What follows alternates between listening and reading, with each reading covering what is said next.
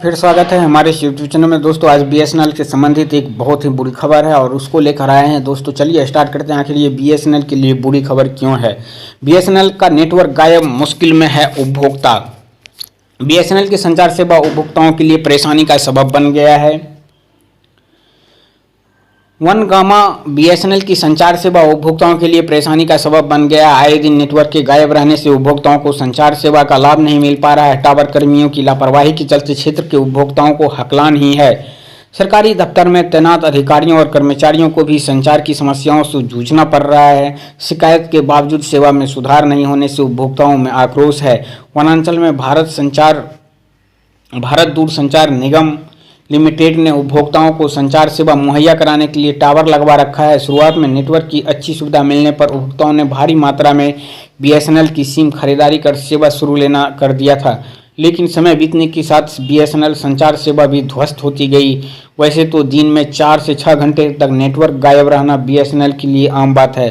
उपभोक्ताओं में इसकी आदत भी पड़ गई है, लेकिन इधर कुछ दिनों से संचार सेवा पूरी तरह से ध्वस्त हो गया। इससे उपभोक्ताओं अपने रिश्तेदारों परिचितों के संपर्क से बाहर हो रहा है। रिश्तेदारों परिचितों के संपर्क से बाहर चल रहे हैं। बार बार नेटवर्क गायब हो पर लेकर उपभोक्ताओं का बुरा हाल है। उपभोक्ताओं को राह नहीं सूझ रहा है कि अब वह रिश्तेदारी और परिचितों में बट चुके इस नंबर को कैसे बदलें। बहरहाल यही हाल रहा तो इलाके के उपभोक्ता बीएसएनएल की सेवा से तौबा करने में अब देर नहीं करेंगे। बीएसएनएल के एसटीओ पूछने पर माकूल जवाब नहीं दे सके।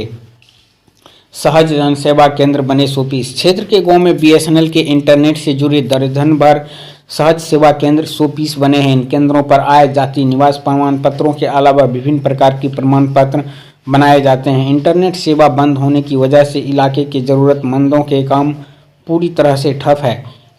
इसके चलते जरूरतमंद सहज जन सेवा केंद्र आते हैं और मायूस होकर लौट जाते हैं। तो बीएसएनएल एम्प्लॉय को इस पर ध्यान देना पड़ेगा कि आखिर उसका नेटवर्क क्यों बंद हो रहा है, इस तरह से क्यों कंप्लेन आ रहे हैं लगातार। अगर इसी तरह से आते रहेंगे तो बीएसएनएल की स्थिति कभी नहीं सुधरेगी।